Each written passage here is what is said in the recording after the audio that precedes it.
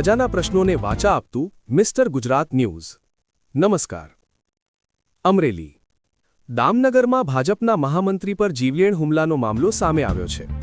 દામનગરમાં ભાજપના મહામંત્રી પ્રકાશ તેજા પર ઘાતક હથિયાર વડે હુમલો કરનાર આરોપી હીરાભાઈ નવાપરાને પોલીસે ઝડપી પાડ્યો છે।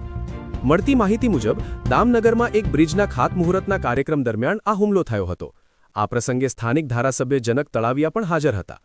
કાર્યક્રમ દરમિયાન જ આરોપી હીરાભાઈ નવાપરાએ ભાજપના મહામંત્રી પ્રકાશ તેજા પર ઘાતક હથિયાર વડે હુમલો કર્યો હતો।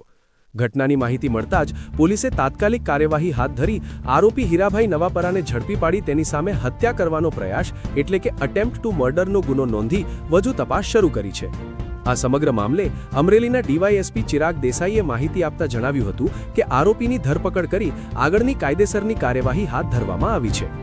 Byte 1 Chirag Desai DYSP Amreli. Reporter Sarfaraz Khokhar Vijpadi Amreli. Mister Gujarat news સત્યતા સાથે સચોટ વાત।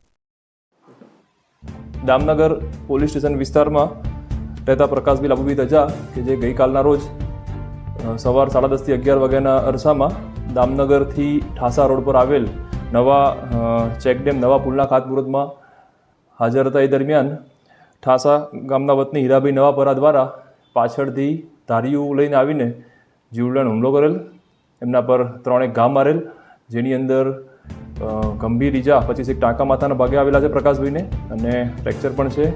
આ બનાવનું કારણ પ્રકાશભાઈના કહ્યા મુજબ કૌટુંબિક કારણોસર એમના પર હુમલો કરવામાં આવેલ છે। હાલમાં દામનગર પોલીસ સ્ટેશનમાં બીએનએસ કલમ 109 મુજબ ગુનો દાખલ કરી આરોપીની અટક કરવામાં આવી છે। આગળ તપાસ કાર્યવાહી ચાલુ છે। હાલમાં કોઈ ગુનાહિત ઇતિહાસ ધ્યાનમાં આવેલો નથી।